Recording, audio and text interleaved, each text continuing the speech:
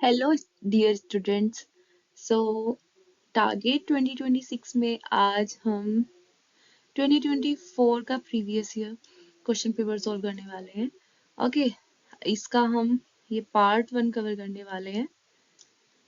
Okay, part 1 में हम section A देखेंगे।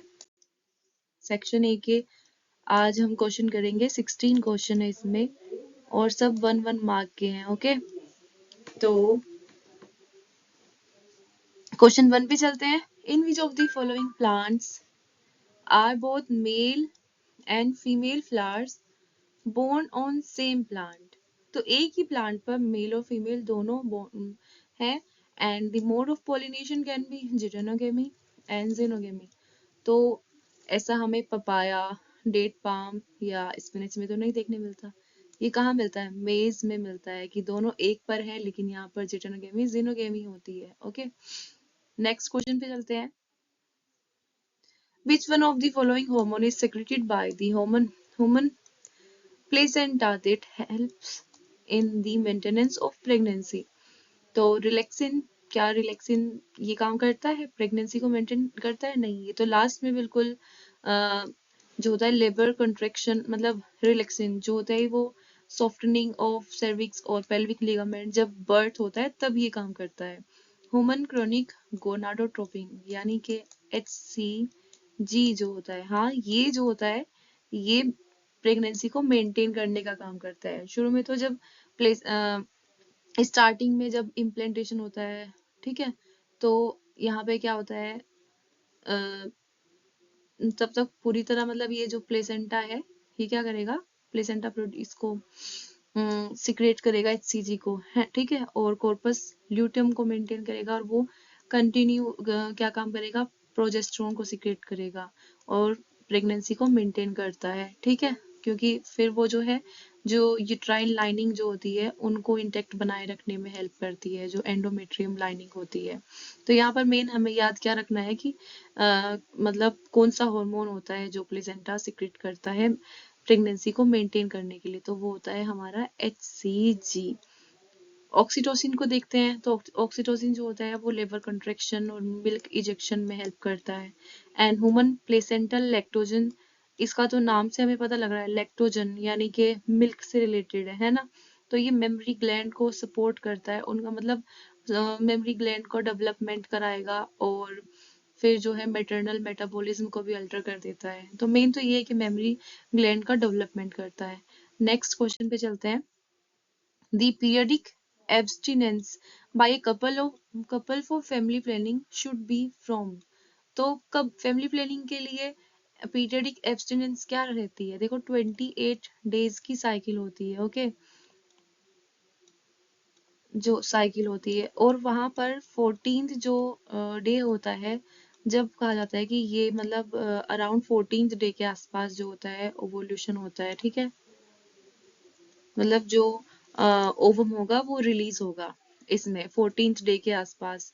तो यानी कि जो मेन जो डे रहते हैं 10th to 17 डेज जो होते हैं उस वो फर्टाइल पीरियड बोलते हैं उनको, उनमें जो होता है फर्टिलाइजेशन का चांस जो होता है वो काफी हाई रहता है, हाईएस्ट रहता है। इफ उस टाइम पे अगर कोइटस करेंगे कपल जो है तो उस टाइम पर जो है प्रेगनेंसी के चांस बहुत ज्यादा हाई रहेंगे। ठीक है, तो अगर उनको अवॉइड करनी है प्रेगनेंसी तो उस टाइम जो है उनको जो है कोइटस अवॉइड करना चाहिए। Couple should avoid coitus during this fertile window. Okay, next question पे चलते हैं।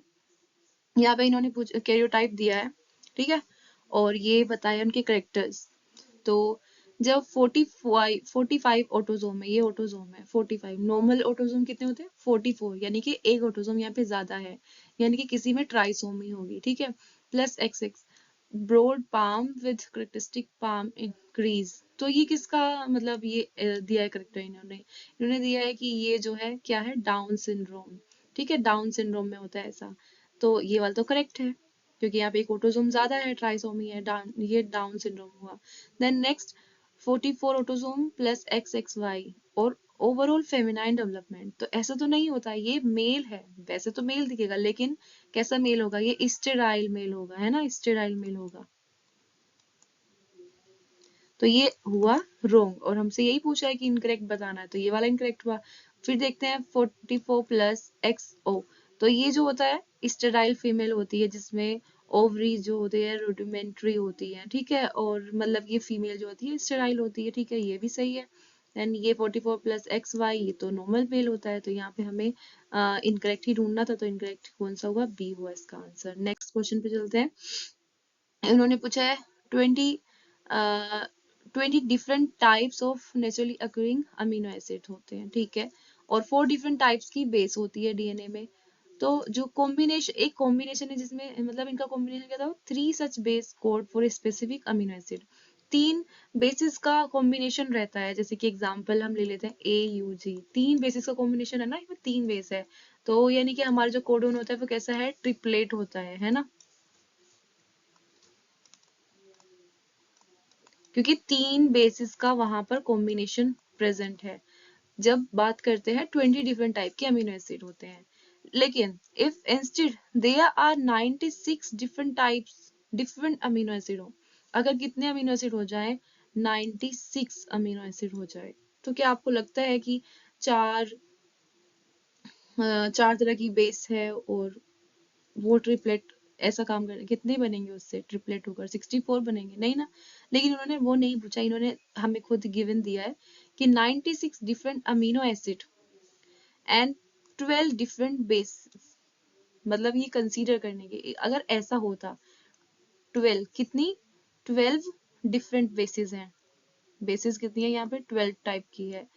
तो इन्होंने पूछा है कि then minimum number of combinations of basis required to form codon, तो कितने बेसिस की जरूरत होगी, कॉम्बिनेशन कितने का बनाना होगा, यानी कि जैसे वहां पर ट्रिपलेट थी तो यहाँ पे कितने होगी, सिंगलेट होगी, डबलेट होगी, ट्रिपलेट होगी, क्वाड्रुपलेट होगी, कितनी होगी।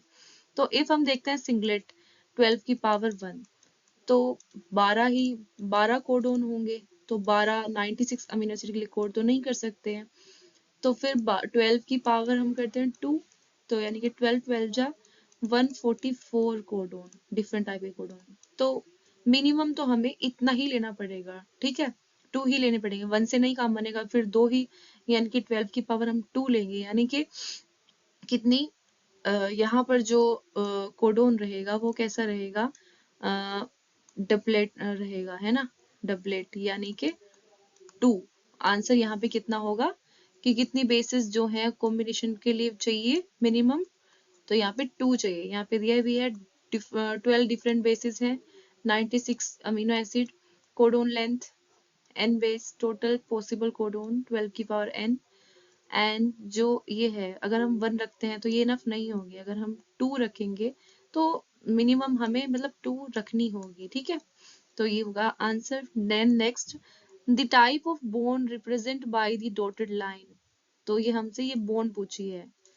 तो अब देखो ये हमारा क्या है, this is phosphate group, this is sugar and this is base, and sugar और बेस के बीच में जो बॉन्ड होती है, जो लिंकेज होती है, दैट इज, ये कोई बेस है, बेस जो होता है नाइट्रोजन के थ्रू यहाँ से लिंक्ड रहता है, ठीक है, यहाँ पे नाइट्रोजन प्रेजेंट होता है, कोई बेस है, बेस जो होती है, हम बेस, वैसे तो स्ट्रक्चर नहीं पता होती, मतलब 12th लेवल पे बेस का नहीं पढ़ते, लेकिन बेस जो होगी या तो वो ऐसे होगी, है ना, अगर ये pyrimidine है या प्यूरिन है तो मतलब ये वाली होगी, लेकिन हमें इन पर इतना फोकस नहीं करना है,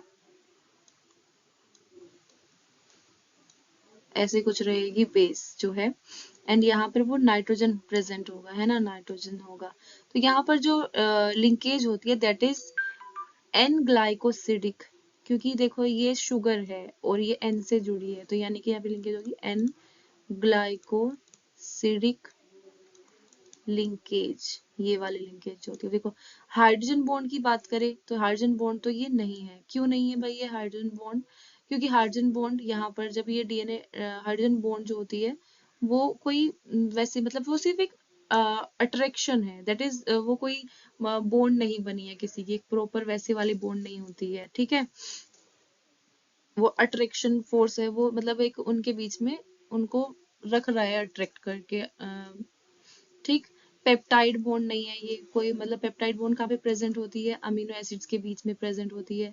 एन ग्लाइकोसिडिक लिंकेज है। फोस्फोडाइस्टर बॉन्ड नहीं, फोस्फोडाइस्टर बॉन्ड होगी जो एक न्यूक्लियोटाइड को, ये इतना एक न्यूक्लियोटाइड हो गया, ये दूसरा न्यूक्लियोटाइड हो गया, एक न्यूक्लियोटाइड को दूसरे न्यूक्लियोटाइड से जो जोड़ रही है, दिस इज फोस्फोडाइस्टर बॉन्ड। ठीक है, नेक्स्ट क्वेश्चन पे चलते हैं। यहाँ पे पूछा है in which of the following condition disease, ये कंडीशन या disease there is a substantial increase in activity of mast cell। तो मास्ट सेल की एक्टिविटी कब कहाँ पे हमें मिलती है? मास्ट सेल का काम क्या होता है? मास्ट सेल रिलीज करती है क्या? हिस्टामीन। एंड हिस्टामीन कब, हिस्टामीन के बारे में थोड़ा सा भी सुना हो तो वो एलर्जी से रिलेटेड होता है ना। हिस्टामीन रिलीज करेगी, यानी कि ये कहाँ मिलेगी हमें, किस कंडीशन में? एलर्जी में, जब एलर्जी होती है, ठीक है, एलर्जिक रिएक्शन में इन्वॉल्व होती है। टाइफॉइड जो होता है वो सैल्मोनेला टाइफी बैक्टीरिया कोज करता है। एस्कियसिस जो कि ये एक क्या है, हेलमिंथिस इन्फेक्शन है। एंड एड्स जो है एचआईवी की वजह से होता है, वो क्या करता है, वो किस पे मतलब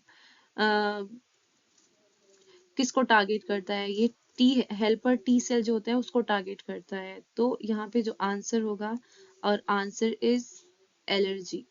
ठीक है, यहाँ पे लिखा भी है। ठीक है, ये सब जो मैंने बोला है। देन नेक्स्ट पे चलते हैं। Lactobacillus that sets milk into curd. Lactobacillus जो मिल्क को कर्ड में कन्वर्ट कर रहा है एक तरीके से। तो ये क्या कर रहा है, ये मिल्क पे फीड कर रहा है, मिल्क को खा रहा है। एंड मिल्क कोई ऑर्गेनिक प्रोडक्ट है, तो ये ऑर्गेनिक को ले रहा है। तो ये साइनोबैक्टीरिया क्या करती हैं? साइनोबैक्टीरिया तो ऑटोट्रोफ होती हैं, ठीक है, ये अपना खाना खुद बनाती है।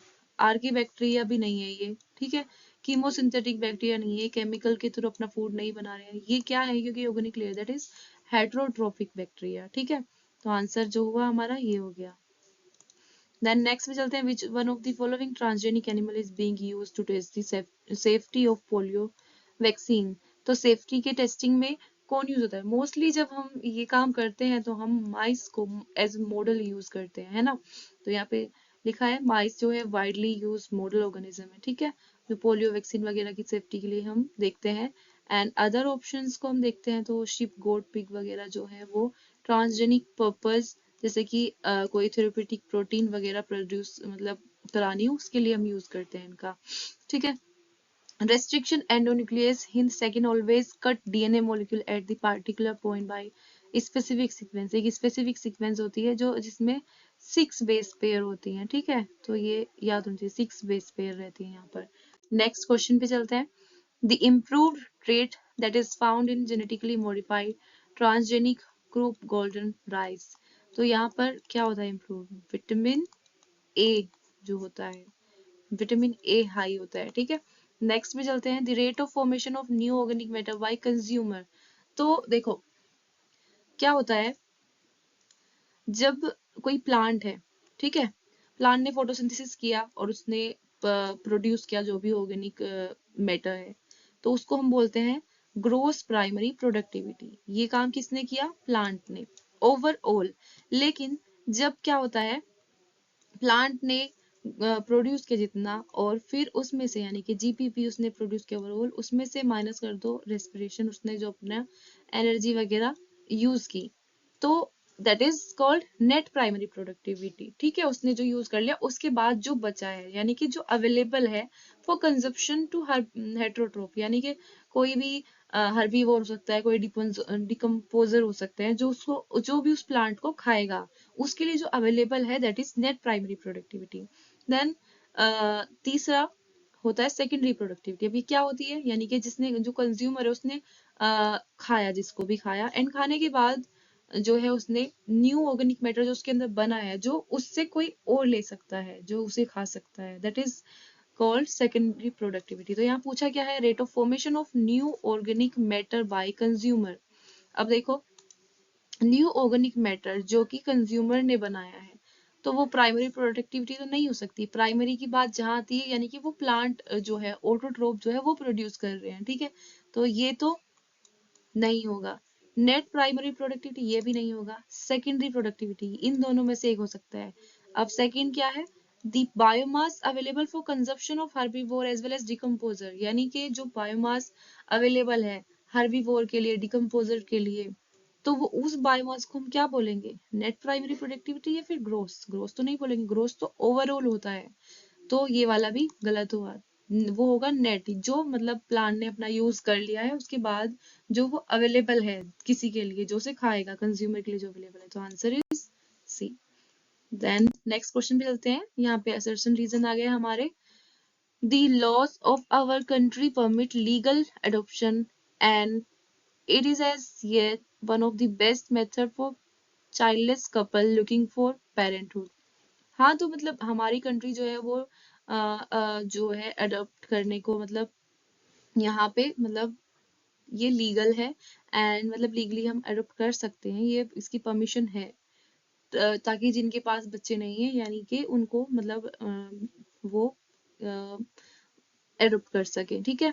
सेकंड इन्होंने रीजन क्या दिया, इमोशनल, रिलीजियस और सोशल फैक्टर जो होते हैं वो नो डिटरेंट। तो ऐसा तो नहीं है, ये तो ऑफ कोर्स ये तो बाधा डालते हैं तो रुकावट पैदा करेंगे भाई। इमोशनली या फिर रिलीजियस या सोशल फैक्टर जो होते हैं वो इसमें ये इसके डिटरेंट होते हैं, ठीक है, जो भी एडॉप्शन होता है। तो हमारा आर जो है गलत हुआ, and R is false, R is false, ठीक है, ए इज ट्रू, ये थर्ड आया। देन नेक्स्ट क्वेश्चन पे चलते हैं।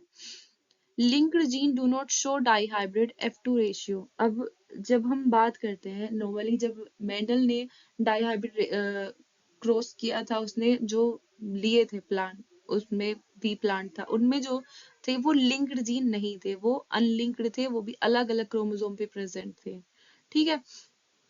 या तो अलग अलग भी प्रेजेंट हो जीन्स, या फिर वो इतनी दूर हो कि यानी कि वो इंडिपेंडेंटली जो है असोर्टमेंट कर सके, यानी कि जब गेमेट फॉर्मेशन हो तो वो अलग अलग एक दूसरे पे डिपेंड ना हो कि भाई ये वाला करेक्टर का जीन इस वाले करेक्टर के जीन के साथ ही जाएगा, वो जो है वो लिंक्ड ना हो आपस में। जब बात लिंक्ड की आ जाती है तो इसका मतलब ये होता है कि वो एक दूसरे से इतने लिंक्ड है कि वो एक साथ ही मतलब आगे जब जाएंगे गेमेट में तो वो एक साथ जाएंगे, ठीक है। तो यानी कि वो जो है डाई हाइब्रिड में हमें 9:3:3:1 शो नहीं कर रहे थे। क्यों नहीं कर रहे थे? क्योंकि लिंक्ड जीन जो है वो है इंडिपेंडेंट असोर्टमेंट नहीं करते हैं, ठीक है। तो ये रीजन तो बिल्कुल इसका सही है, तो यानी कि यहाँ पे ये आंसर ठीक है। Next question. Agrobacterium tumefaciens is a pathogen of several monocot plant. तो एग्रोबैक्टीरियम ट्यूमिफेसियंस पैथोजन है मोनोकोट प्लांट का? मोनोकोट का तो नहीं है, ये तो डाइकोट का है, तो ये असर्शन हो गया हमारा गलत। असर्शन गलत कहाँ पे है? फोर्थ में गलत है, ठीक है, तो हमारा आंसर यही हुआ। अभी सेकंड हमें यार पढ़ने की भी जरूरत नहीं है, लेकिन फिर भी चलो पढ़ते हैं नॉलेज के लिए। It is able to deliver a piece of DNA, क्योंकि ये क्या करता है, ये डीएनए के पीस को डिलीवर करता है, जिसको हम टी डीएनए कहते हैं, एंड ट्रांसफॉर्म कर देंगे नॉर्मल प्लांट को ट्यूमर में, ठीक है, ये सही है बिल्कुल। नेक्स्ट क्वेश्चन पे चलते हैं। Indian government has set up a organization known as GEAC, ठीक है, to decide the validity of GM research। हाँ, तो ये GEAC जो organization है ये decide करती है GM research को validity को, तो ये तो सही हुआ हमारा। Reason, genetic modification जो होता है has no effect when such organism are introduced into the ecosystem। तो genetic modification जो है अगर हमने किसी प्लांट पे मान लो किया है, किसी प्लांट पे हम चाहते हैं कि उस पर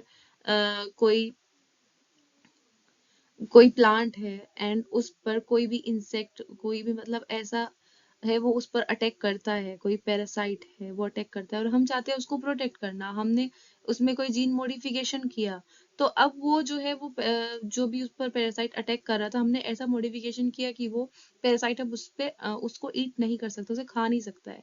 तो एक तरीके से वो क्या चल रहा था, वो इकोसिस्टम चल रहा था ना, कि उस प्लांट को वो पैरासाइट वो उस पे उसे खाएगा, देन एक आगे की इकोसिस्टम मेंटेन हो रहा है। तो जीन मॉडिफिकेशन किया तो वो अब क्या हो रहा है, एक तरीके से ये क्या हुआ, इकोसिस्टम जो है यहाँ पे गड़बड़ाया ना। तो क्या होता है, जीन मॉडिफिकेशन करने से जो है किसी ऑर्गेनिज्म में इकोसिस्टम पर फर्क पड़ता है, और यहाँ पे बोला है कि नो इफेक्ट, तो ये तो हो गया गलत हमारा। और इसके हमारे पास अच्छे खासे एग्जाम्पल भी है, बीटी कॉटन जो होता है, या फिर और भी एग्जाम्पल है हमारे पास, ठीक है। तो यहाँ पर ए जो है वो करेक्ट है और आर गलत है, तो मतलब A is true, R is false, ठीक है। तो आज के लिए इतना ही, देन नेक्स्ट लेक्चर में हम नेक्स्ट सेक्शन कवर करेंगे, ओके। पढ़ते रहिए मन लगा के। और बाकी अगर कोई कंफ्यूजन हो तो कमेंट में आप पूछ सकते हैं।